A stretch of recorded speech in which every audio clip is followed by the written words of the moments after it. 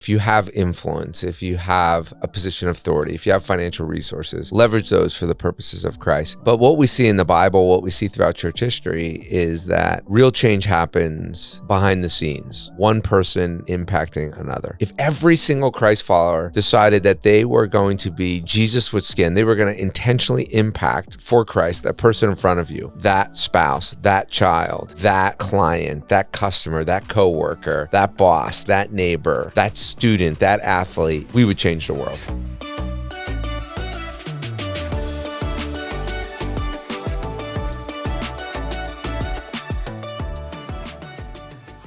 Well, welcome to the Extra 10. My name is Ben Cartland, joined here once again by Jason Esposito. Jason, how's it going? Sorry. Yeah, like an extra, laugh. I know. Extra joy and happiness. I laugh every time I do that intro because I try and do it a little bit different. Right. And I feel like I'm getting more to be like baseball announcer, like, and up next is Jason Esposito. I feel like I get a little bit more like that every time, which is why I made myself laugh. So. I think you'd be a great baseball announcer. Oh, thanks, man. That means a lot. It would. You do a good job. So I'm doing good. It was a good weekend. Happy day after Father's Day. Yes. Just, boom, tons of Father's Day festivities. People are asking me about Father's Day, and also it was my birthday on Saturday, June 14th, Flag Day, national holiday. Of course. Well, my birthday this year was on Thanksgiving. Wow, so that's a bigger deal. National holiday. Bigger national holiday. Yeah, mine's just like, what? I didn't know that was a national holiday. Flag Day, really? But it is every year, June 14th. Well. And people are like, what'd you do? And I'm like, I preached and I mowed the lawn and I watched a movie and, So now I think, at my age, nothing significant. It was a wonderful weekend. But I did have Thursday night, Amy and I went out on a birthday date night. It was awesome. Had fun. A really good steak and some salmon. Yeah. And I'm getting hungry right now. It was excellent. It is like 9 o'clock in the morning, man. And you're talking about steak and salmon. So growing up in my family, real quick, we would be eating breakfast and then we'd be talking about what are we going to eat for lunch. And then we'd be eating lunch and we're talking about what we're going to eat for dinner. Like our family vacations were all about meal to meal to meal. Like food was life. And I love it. And someone came up to me in the lobby this weekend after the sermon. They're like, I'm making mussels for the first time, which just warmed my heart. Yeah. Because mussels are one of my top 10 foods. Wow. Your top 10. Top 10. I love mussels. Have you ever had mussels? Yeah. Just don't look at them. Just kind of, they're, slurp them down. Oh, that was like I'm the wrong sound effects. Super gross, man. We should add sound effects and I got the headphones to the podcast. on, so it was right in my ear. No, but yes, I have had mussels. But again, I'm the wrong person to ask because to me, you're not a food guy. No, food is food. So I've had them. They were adequate. They were good. And that is that. I know we're going to a special show later this summer. Yeah. And we're going to go out to dinner first. Yes. Oh, man, I'm excited. You got big plans. I'm excited. For that? 3 of the 4 of us are super excited. And I am. Yeah. I will be okay. I'm along for the ride. Amy, Charity. Oh, and then you're coming along too. Yeah, and I'll be there. I've got a Happy Meal for you. Oh, thanks. And then we're gonna spend some real some chicken nuggets. Dude, give me the chicken nuggets. 6 pieces. We're gonna have some real food for the 3 of us. But we'll give you chicken nuggets. We'll order off the children's menu for you. No, I eat normal. I eat adult food. It's just I don't seek it out when I need it. I've seen your lunch. Anyway. Should we get into the sermon? Yeah, we should. We should get into the sermon. Enough Maybe about me. We think that everyone wants to talk about the sermon and that, but perhaps it's the first couple minutes that everybody's excited about. We should look at when people turn us off. We should take. Maybe it's the opposite. I have that. I love the banter and the odd conversation, and then you get into the all serious stuff, and then nobody listens. Maybe it's the opposite of what we think. I don't think that's the case. Okay. Well, you have the metrics. As fun as our banter is for us. It's really people fun. Don't care what I eat for lunch. I don't know. Maybe they do. Some days. You'd be surprised. Well, if they do, they can come up and ask me. Let's go. The sermon. The sermon. So people impact people. People impact to change the world. Okay, now we can go back to my lunch conversation. That's the whole thing. So it is. And we talked about, we continued in our series going through the book of Titus. Right. All 3 chapters of it. As we talked about last week, my fourth favorite book of the Bible. That's it. And so I feel bad for the other. The other 62. So we went through Titus. I had to do math in my head there for a second. So there was a pause. Oh, the wheels are coming off already. Summer. It's the summer, man. I love the summer. Summer movie. I started with summer movies. It's supposed to be like 80 degrees today. I know, and tomorrow's gonna be nice too. Not like 65. Oh, I'm so excited. Anyways, some people got so excited we're about to talk about the sermon, so let's do that. Oh, I thought you were going to say the weather. We used to start with the weather every podcast. No, see, sorry. One more quick aside. You always say we. I ask you how you're doing. You go into the weather. There's no we in talking about the weather. This whole thing is a we. It's our podcast. We do it together. Titus 2. Yes. So we continued our series about going through the book of Titus. Yeah. Covering Titus 2 this week. And, as you look at the book of Titus, I was really curious as to where you're going to go with it, because there's a lot of different directions to go with the substance of that chapter. And for what it's worth, I liked and appreciated the direction that you took with it. And just really, thank you, Ben. Just really looking at, like what you said, like people influence people and people disciple people, and that world change comes not from and culture change comes not from like large, big, powerful, grandiose people or individuals, as much as people working with people. And it's tough because you started out the sermon just kind of talking about like, hey, who wants more money? And hey, who wants more power? And I was like, oh, me. And then, obviously that's not what is going to change the world, but we think so often money, power, influence are the things that are actually going to change the world. I was joking with a colleague a couple weeks ago.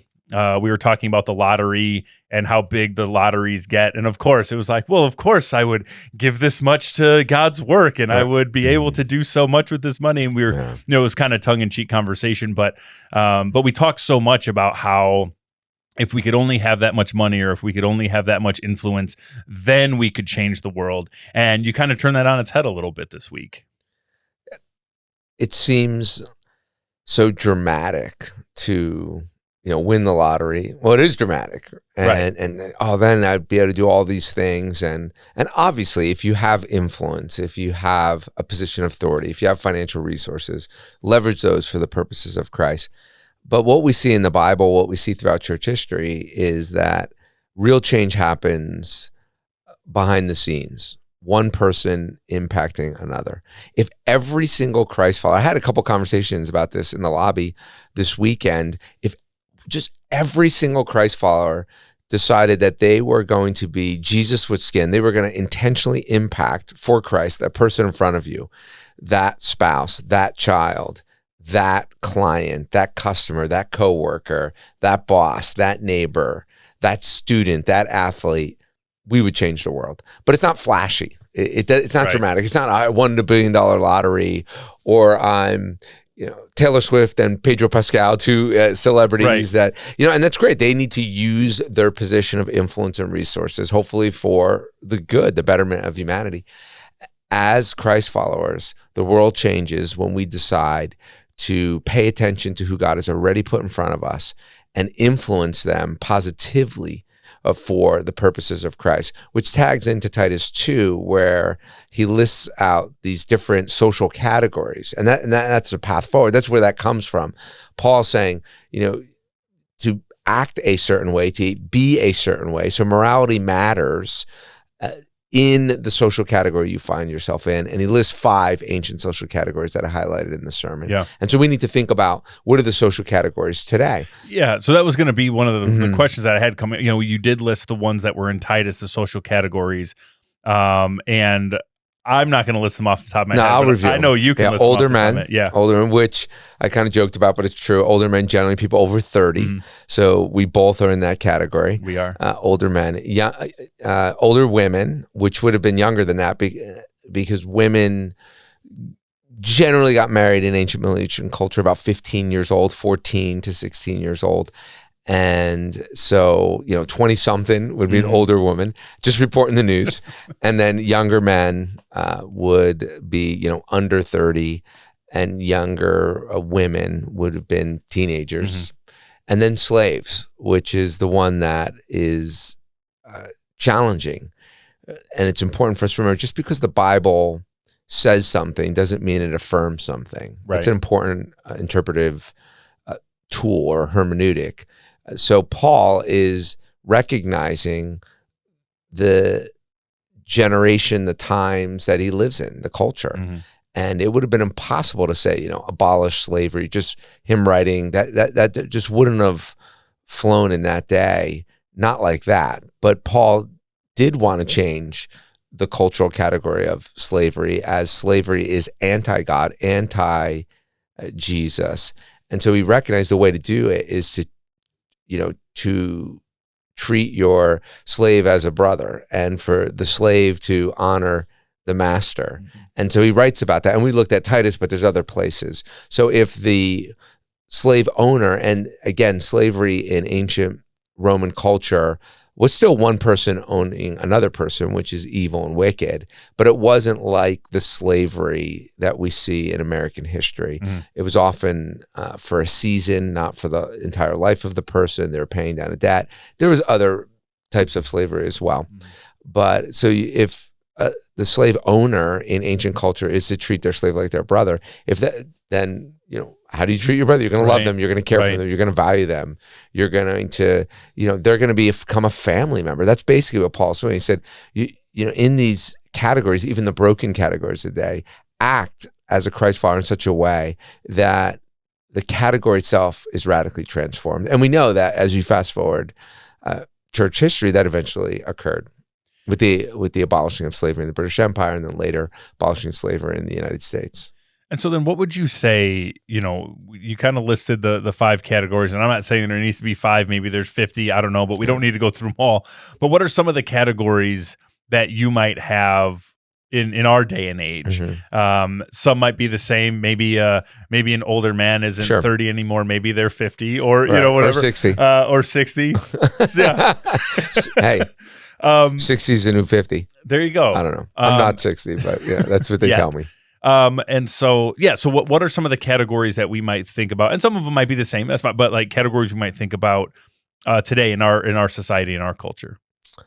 Well, small business owner or manager or, employee. These are categories. Even in different, you can even break it down even more. You could think about categories in like people that are in the educational world. Mm. So a principal of a school or a teacher, or people that are in the medical world, someone who is president of a hospital, or someone who's a nurse, or some, so there's all these different nuanced categories. There's categories within social media now. And so you can think about that. Or an influencer would be a category today that definitely didn't exist back in ancient, there were influencers back in ancient culture, very different than how we understand influencer. So there's categories like that. There's also, parents and people that are single and young and old, and all those categories as well that we talk about. So really, when you look at society and you look at where you're spending the vast majority of your time, that's probably a social category, or at least part of a social category. But there's also economic categories in our, middle class. Middle class didn't even exist in ancient culture. Middle class doesn't exist in a lot of parts of the world today. But this idea in the United States, we have wealthy, we have poor, we have middle class, we have upper middle class, lower middle class, and all those are social categories. So there's economic categories. There's categories in the educational world, or people who have certain education, people who don't have a certain education. There's male-female categories. There's all of these different categories. Some are very obvious, some are not. And so, like, one thing I know is I just kind of, as you go through the list and I start, projecting, what myself onto that list, like what are the categories that I'm in? What categories do I fall in? That type of thing. I noticed that a lot of my time and energy is spent trying to get to a certain category or stay in a specific category. And so let's say I have, a job in management and I want to get to upper management. I'm spending a lot of time and energy working towards that next category. Or I am in middle class and I want to be upper middle class or wealthy. Again, going back to some of the financial conversations we've had recently here. And so when I'm looking at this sermon and I'm looking at kind of this approach again, that I'm just kind of thinking through right now of like seeking out a different category or the next category, or doing everything we can to stay in a specific category. How do we take that mentality into what you talked about in the sermon, or take about what you talked about in the sermon into that mentality where it's really, to me, it sounded like about being present in where you are and in the people that are around you, and not thinking so much about kind of the external factors and how to move yourself forward or move yourself out of a specific category or into another one. Yeah, you said it. It's thinking about who are the people that God has placed right in front of you in the category you're residing in that social category, in your sphere of influence, another way to think about it. And then, yes, if you economically move into another category, or you change positions at a job, or, that's fine. There's nothing wrong with that. There's nothing wrong with desiring to move up in a company, or to make more money, or, whatever it is, get more education, but not at the expense of ignoring the people that God has placed right in front of you.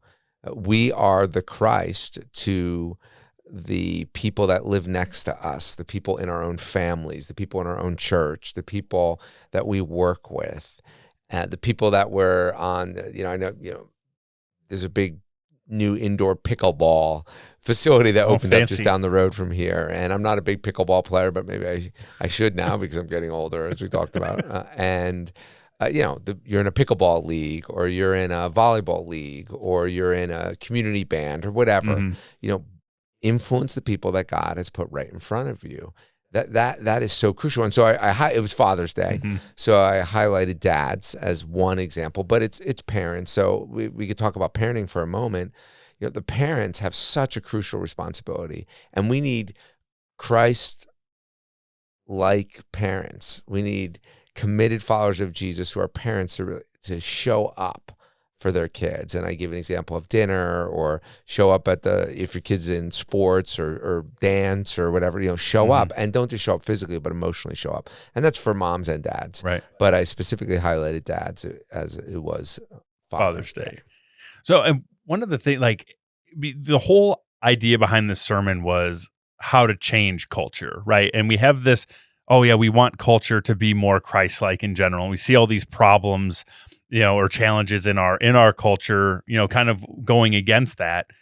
And I feel like a lot of the solutions that we come up with are, or that we kind of push for, big grandiose solutions, right? Like, if that politician that I support gets in office, or the Supreme Court is structured in this way, or Congress is weighted towards this party. And again, I'm talking about politics specifically because I do feel like in this day and age, politics, or who's in power, is very, heavily focused on about how to change culture and how to move our culture and our society into a direction that someone might feel is the right direction.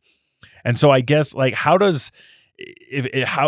is what you're talking about, focusing in on your social circle, focusing around on your circumstances, how does that actually change culture? Because you look at it and you're like, the legislature can pass laws that can make certain things that I agree or disagree with legal or illegal. And the president can do XYZ, and the governor can do other letters that aren't XYZ. I don't know. ABC. There you go. Boom. And so how do we, in this day and age where we're so focused on these big, grandiose, sweeping plans, oftentimes executed by politicians or those in power, how is me focusing on what's right in front of me actually going to change society? Well, it's both end. And I know we've talked a lot about that. So think about marijuana for a moment. Let's just talk about something really concrete. So in Illinois, it's legalized, and in Wisconsin, it's not. At least as of today, I'm pretty sure that's the law. And I know there's nuances and stuff. And there's medical marijuana, and there's decriminalization, all this kind of stuff, all these different facets of it. But just think about, marijuana, and you can have a law to ban marijuana, or you can have a law to make marijuana legal, and the laws do matter. And so I'm not I'll just say it, that I am not pro legalization of marijuana. I don't think it should be legal, but if it's legal or not legal, there's limits to that law. If someone still wants to smoke marijuana, they're going to smoke marijuana. They're going to find a way, even if it's illegal, to smoke it. Now, again, I'm going to state it that I do affirm a law against the legalization of marijuana. Like, I don't affirm legalizing marijuana. And that's a whole nother conversation we could get into, and the whys. But it's not just the law itself. It's the individual recognizing how important it is that their body is a temple, and that we are not to be drunk on wine. And they're like, well, drunk on wine, but the principle there in Scripture is we're not to be controlled by other substances. And so it's the transformation of that individual that is going to change culture. If every individual started recognizing God's best for them and started caring for their bodies and started to be filled and empowered by the Holy Spirit and not engaging in abusing drugs or wine or other substances or marijuana, as I brought up, well, that's going to change culture. It's going to change society. It's going to shift so many different aspects of society. So it's not that we don't need laws. We need laws, and we should pass moral laws. And I do believe we want the laws to mirror Judeo-Christian ethics that we see, and there's value in that. But real sustainable change happens on the individual level, and it happens in a way that a law cannot fully accomplish. In another aspect of this, we'll talk about some of the things going around the globe, and you think about wars in Israel and the Middle East going on right now, or Russia and the Ukraine, and just different wars going. And there's other wars, or the civil wars, instability that's going on in South Sudan, and just different parts of the world. And I feel so paralyzed. I don't know what to do with that, and so we can pray, and prayer matters. And so there are things we can do. So there are those things where we can have direct influence on, and other things where we maybe don't have as much direct influence. And in our society, yes, we could vote for certain senators and reps and president and people that have different policies and how they deal with global conflict. So we do have some influence that way, and we can always pray. But one of the things I've seen a lot is people will abdicate their responsibility. So it's easier to say, well, what about that? And it's up to the senator to do that. It's up to the president to do that. It's up to my local village board member to do that. It's up to the principal or the teacher to do that. And they all have responsibility, or the Supreme Court, as you mentioned. And what I find is that we often hide behind that. So there's that guy who's just addicted to porn in his basement, or is neglecting his kid, or is not being honest and showing up at work appropriately, or is all the other thing. Or there's that person that is the angry, bitter person at work. And it's easier to focus in on, well, if we would just have the right laws, and if the right leaders would do the right thing. And so it's so easy to point to someone else. And we even do that at church. Like, well, if the elders would do this, or the executive director of operations would do this, or the lead pastor would do this, it's easier to do that and then hide the responsibility we have. Like, well, when's the last time you shared your faith story about what Christ has done in your life with a coworker, with a friend?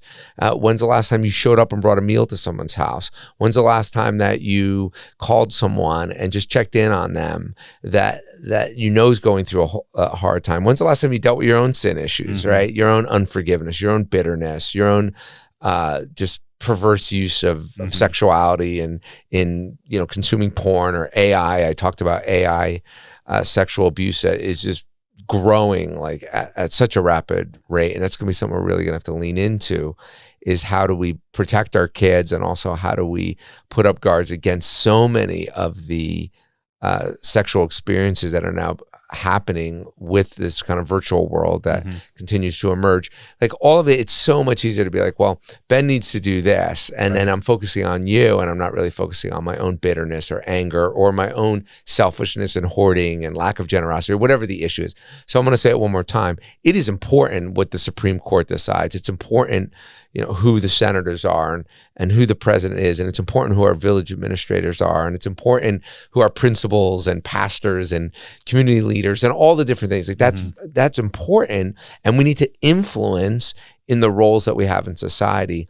But real sustainable change happens when a person is radically committed to Jesus Christ and they begin to align their life with the kingdom of God, the kingdom of heaven, the authority of God, the will of God in their life. And that is how society changes. Yeah, it kind of, it's this idea, and I've seen it over the last couple of decades in the political sphere and others, that oftentimes if you believe something, or you have a certain set of stated morality, but you're not living it, right? But you believe it, or you vote for a certain person, like, then you're doing the right thing. Then you are like, I voted for person X, therefore I've done my good deed for the day because they can go fix it. A little bit of what you're saying, and I've seen that, kind of really start to play out a lot more. If I support the right causes or I vote for the right person, then I'm doing the good things, or advancing a certain morality or changing culture or society. But to your point, not so much living it in my day-to-day life. And it's funny, as you're talking about this and what it looks like to be living that in your day-to-day life, it's exactly what Jesus did in the Bible. I mean, there are far more Christians on the earth today than there was when Jesus was walking the earth. Jesus, it started with discipling 12 individuals to go out and preach the gospel. And it was that investment in those people that ultimately led to changing the world, and including when the Roman culture was a Christian culture, and that change was slow, and it was done by kind of Christians living in that culture as little Christs in their specific context. And so it's so hard to see it, because you don't really see the change all the time in your everyday life.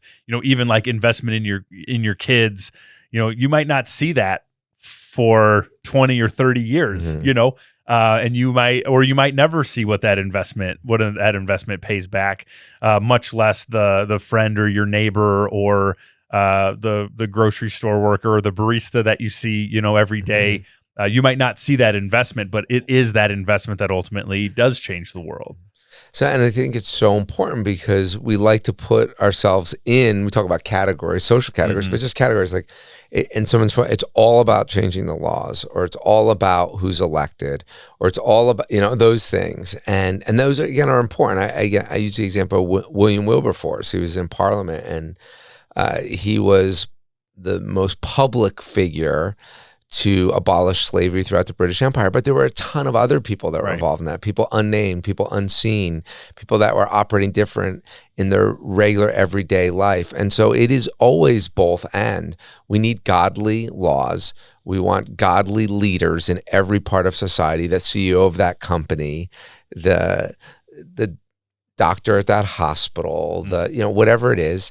And we need to continue to mature and grow and influence the people who are right in front of us. And so we have to lean into both. And when we just lean into one, we don't see real systemic, ongoing, long-term change. But when you look at the history of the church, it was individuals living it and individuals then influencing the sphere that they were in, the sphere of influence, the category they were in. So if they were an educator, then that educator was being transformed and living for Christ, and therefore transforming how education was done. If they were in the medical field, and so when you look really at some of the great institutions in modern society, the origins of so many of them come from Christ followers. The modern hospitals and nursing and education and the list goes on of just, this comes out of people who are living their life radically for Christ, and in doing so they're influencing the people around them, and who are influencing people who are then changing whole entire systems. And so today we see that, though we were talking about this earlier, some would suggest that today the slave trade and trafficking of people is the greatest in human history. And so it is still an enormous challenge that we need to lean into. And we need to impact both individually, both with how we spend our money. That's another way, like how I spend my money individually, as well as the laws, as well as being the church, to impact people and impact society in such a way where we can see individuals who are freed from sex slavery, from being trafficked. And we're part of supporting an organization in an area of the country that is rescuing women out of the sex trade and helping to retrain them and helping to give them an opportunity in Christ to experience the fullness of what God has for them. So we need to be part of that, both individually and formally, to oppose those systems today that are sinful and evil and wicked and broken. And you kind of tagged into something that I definitely wanted to make sure we talked about, and because you mentioned it kind of in your sermon in a slightly different context, but kind of like 3 toxic areas of society. And you said there were several more that you could think of, but I think the main question comes down to, there are so many scary things going on in the world, and there are so many problems that just seem so big, right? Like you talked about, like the sex trade and things like that, and how big that problem is, and several others. You could just go down the list. It seems that big problems require big solutions. And the conversation that we're having here, it seems a little bit more like big problems require smaller solutions. Right. And so even think about the 3 that I mentioned. I mentioned money, a perverted, twisted view of money and stuff, a perverted, twisted view of sex and sexuality, a perverted view or a toxic view of forgiveness, or no unforgiveness, lack of forgiveness. So really, you can approach those all on an individual level. Like, what if I began to grow in generosity and I'm financially resourcing the church and resourcing global missions and resourcing parachurch organizations that are leaning into the biggest problems of our day, and I'm not putting my trust in money, you're going to start changing a lot of the big, overwhelming parts of culture by using our money in a wise way. Or what if I stop specifically? I'm not going to shop at that store, or I'm not going to watch that movie or that show. Like, if everyone starts doing that, then it's going to, and we've seen that happen in society, where it starts kind of moving the needle a little bit. The next one, what if just every Christ follower stopped looking at porn? We know that porn addiction is a huge problem in society and a huge problem in the church, and specifically men, but it's women as well. What if every follower of Jesus Christ started to lean heavy into, why are they consuming porn? How would that impact the porn industry? It would have a huge impact on the porn industry. Go to the next category, forgiveness. What if we decided that we're really going to practice what we preach, and we're going to start forgiving our boss? We're going to start forgiving that family member, start forgiving our neighbor. Like, that's going to transform the world. And there's other categories, other things that we could highlight. But when we look at all the major challenges of our day, if we started to actually believe what the Bible teaches and live that out, we would see both individual and social transformation. And those are just a couple of examples right there in the categories mentioned. But individualism is another category that I didn't mention that has become so problematic in our society. Well, what if we intentionally created loving, caring, truth-saturated, joyful communities, and we valued communal engagement versus individual engagement?